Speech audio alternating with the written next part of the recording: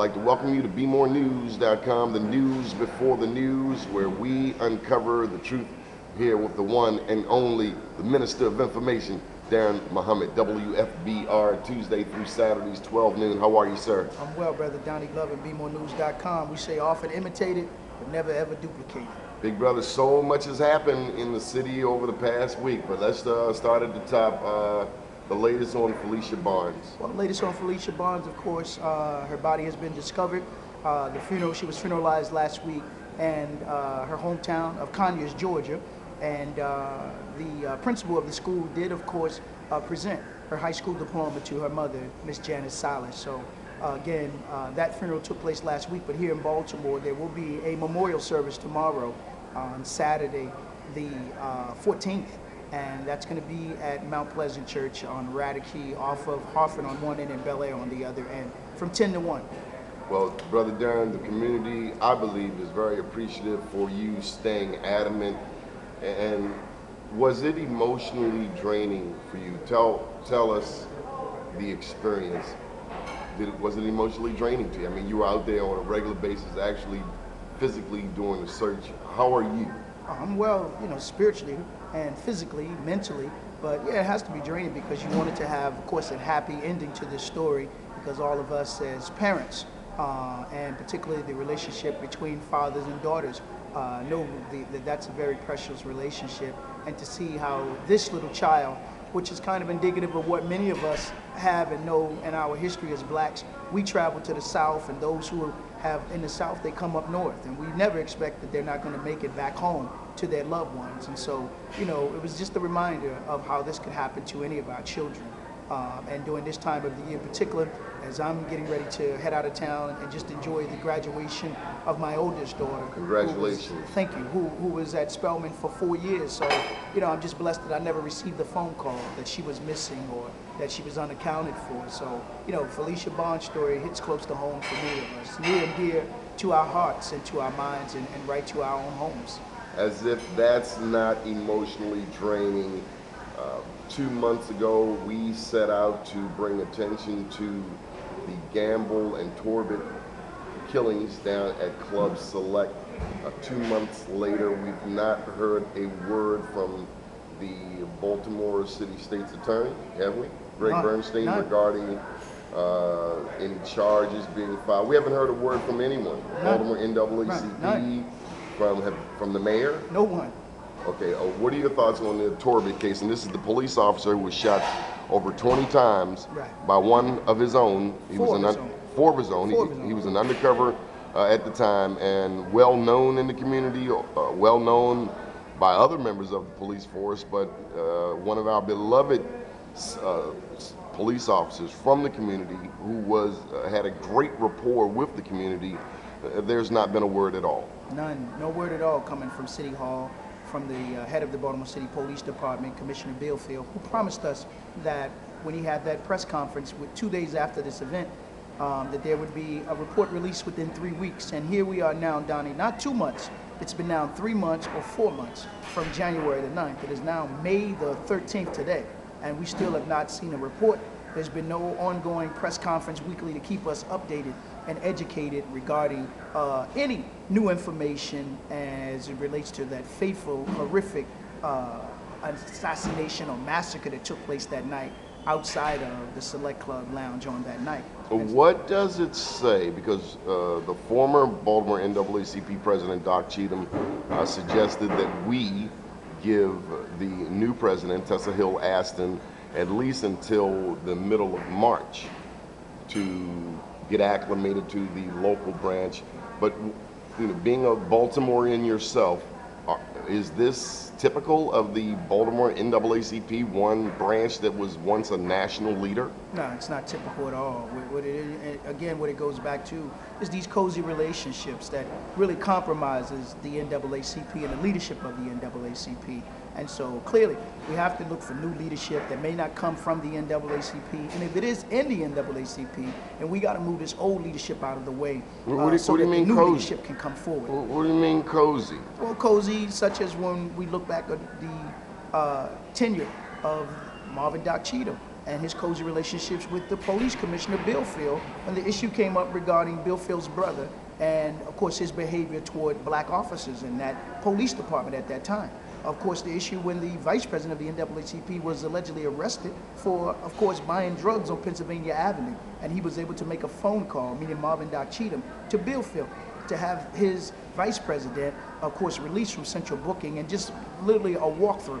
Now, every citizen would like to be able to have the ability to pick up the phone and call the police commissioner or call someone in high places when they have one of their loved ones who's arrested for a crime in the city of Baltimore. So, you know, this again reeks of cronyism and nepotism that's going on inside of the NAACP, and it compromises, again, the integrity of the entire organization. Why we have many battles and wars that's raging in our community right now. If we need all hands on deck, we need all of our organizations on the front line, we need everybody to play their position.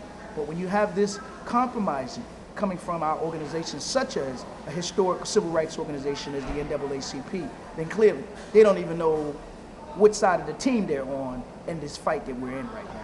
You know, your very dear friend and topic of discussion often, Dr. Andres Alonzo at the Baltimore City Public School headquarters made news this week. But let's go back to your first interview here on Be More News, where Dr. Alonzo poked you. Has there been any resolution, any solution, anything happen as a result of them poking you in the chest? No resolution. Unfortunately, and I have to say this, of course, here on BeMoreNews.com, that I made the attempt to reach out and choose as an attorney at that time, Warren Brown. And of course, we now know, of course, his relationship with State's Attorney Bernstein. And so therefore I really don't have any integrity within Warren Brown that he would continue to pursue that case. He made many attempts and said to me that he was sending a letter to them, but I never saw the letter that he said that he was going to send out to the Baltimore City Public School System public safety, or head of safety, Marshal Toby Goodwin, and that he wanted the videotapes of what happened. So nothing was ever sent out to them. Okay, I'm setting up a scenario here. In your time in Baltimore City Public Schools as a student, how many of your teachers through grade school were black? All. Okay. Now, currently, we understand that Dr. Andres Alonzo has encouraged a lot of teachers, veteran teachers, many of whom are black, to retire, take an early retirement. Buyout. A buyout. Use the proper language, buyout. And that's the only language that you hear. The only other segment in the society that we hear the term buyout is Wall Street. You understand? In the business community. And this is what we said would happen with the with just bringing Andre Alonzo to Baltimore City. That he was a corporate lawyer, and his job would be come here to Baltimore City and corporatize the Baltimore City public school system and corporatize the Baltimore City public school administration building on North Avenue. And this is what he's done to a T. And so it's a sad day in the history of Baltimore City when we just found out that they have $1.75 million that they want to use to hire 14 to 15 executive positions over at North Avenue at an average salary of $125,000, but they want rank and file employees inside of the Baltimore City public school system to take a buyout. Now help me out. I'm not a fiscal expert. I've never run a Baltimore City public school system, but if you encourage all of your veterans, or many of your veteran teachers, many of whom were black and were some of the best educators possible as it relates to black children. Right. And then you replace them with a lot of younger students. And I understand that there are many, for instance, white young females doing the teaching of young black children. Mm-hmm. And we can already gather the social, economic challenges that come with that. What does this mean for the future of young people in terms of getting a good education in Baltimore City Public Schools? Well, they won't get a good education in Baltimore City Public School. They'll get a plantation education in Baltimore City Public School, and it'll be a one-stop shop from, again, education to incarceration in the city of Baltimore. So clearly, this is what the Baltimore City Public School system and those who are the politicians, along with Wall Street, have decided to do when it comes to black children and brown children and even poor white children in the city of Baltimore. Are you suggesting that if Baltimore City public school system was majority white, that there might be a different method of? Absolutely, totally, totally. In no other see, when the call was put out to look for a superintendent, we was told that Andre Alonso was the best. And once we did the research, we realized he was not the best. He was the less. Meaning that he didn't have a background in education. He was a corporate lawyer, so he didn't have a background. And what that is saying to black men and black women in this city, that even though you go to school and you go to college and you do all of the things that we tell our children to do, that once you're qualified, such as a Dr. Andre Bundle, to run an educational system, then they're literally saying to you that because of the color of your skin, then you can't even sit in the highest position in Baltimore City public schools, meaning being the superintendent of public schools in the city. Wasn't that because he ran for mayor and lost? Well, it doesn't have to be Dr. Andre Bunley. It could have been Charlene Boston Cooper, who was there before. It could have been somebody of the likes of, a history of Roland Patterson. But anybody that looks like you should have been capable like to a step Rosetta in Stitt? and run the Baltimore City public schools. Whatever happened to Rosetta Stitt? Well, we of course know that under Andre Alonso, as he's done with many of our historically black schools, that he has shut the schools down and then turned them into academies. But the woman was very effective in dealing with young mothers. That's right. She was there she was there for over 20 years. So, but this has been the policy and the positions of Dr. Andre Alonso. Anyone that he cannot control, anyone that does not go along with what it is that he wants, they clearly, listen, I'm good. Here. Thank you. But I apologize. But is there any psychological impact on black people when leaders are constantly removed, replaced? I still haven't fully digested whatever happened to Dr. Barney Wilson over at Baltimore Polytechnic. But from your standpoint, what is the impact on a majority black city when it seems as though black progress is thwarted, stymied, detracted? I'm not sensing that Baltimore is very progressive for black people. Am I missing something? No, I mean, you obviously are seeing what is going on. This is not progression. This is regression right now. It's what we see that's taking place in this city. And so it clearly says to the citizens in the city, it says to our young people in the city, again, that you're not qualified to be in any positions of power or to make any decisions regarding what takes place in the city of Baltimore. So what impact does that have on the children? I mean, you're a parent. Well, again, for children, again, it's a sense of continuity when you talk about getting rid of their teachers, their seasoned veteran black teachers inside of the Baltimore City public school system. Of course, they're the ones that make up our neighborhoods. They're the ones that make up our communities. So once you get rid of the teachers, then you have no need for the schools. Once you get rid of the schools, you have no need for the students. Once you get rid of the students and the schools and the teachers, you have no need for the communities. And so you'll see more boarded up homes, more boarded up schools, and then you'll see more whites coming in and then privatizing. Oh, you forgot something. We're getting a new prison.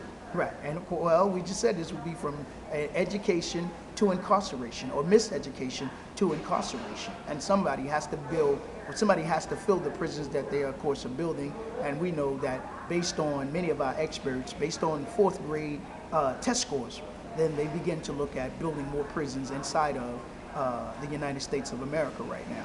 So this will only continue under a superintendent such as Andre Alonso and the corporatization and the privatization of our public school system. Governor Martin O'Malley's brother, Peter O'Malley, has been pulled in to be the chief of staff for Mayor Stephanie Rawlings Blake. Your thoughts? Well, not pulled in, he was bought in. And for many of you that have listened to Brother Muhammad in the State of the City, we said over a year ago, when Stephanie Rawlings actually became the interim mayor after Sheila Dixon was removed from office, that Peter O'Malley was going to become her chief of staff at that time. And so clearly we've been vindicated once again in terms of being able to... How did you know that was going to happen? Well, they say those that say don't know, and those that know, they don't say. But we have sources and forces that are deep and are willing to share information and bring us information regarding what is really going on in the city and in the state of Maryland.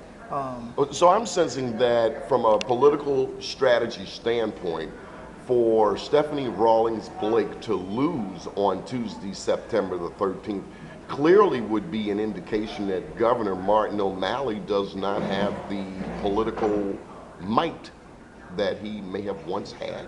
Well, that may very well be true, and of course we know that, as Brother Malcolm X once said, that dissatisfied kittens on the inside of your house is more powerful than a hungry lion on the outside of your house. And it's clear that Governor Martin O'Malley has a lot of dissatisfied kittens inside of his house, and it's even more clear to me that Mayor Stephanie Rawlings Blake has a lot of dissatisfied kittens on the inside of her house, meaning inside of Baltimore. There are a lot of citizens that are dissatisfied, there are a lot of politicians that are dissatisfied, and there are a lot of developers and business persons that are dissatisfied regarding the way she's governing in this city right now. And it clearly shows that perhaps she's not governing the city, but Martin O'Malley from Annapolis, as one of our former great politicians, Clarence Dewburn, warned us that the city would be floating down the bay, meaning Annapolis would be running Baltimore City.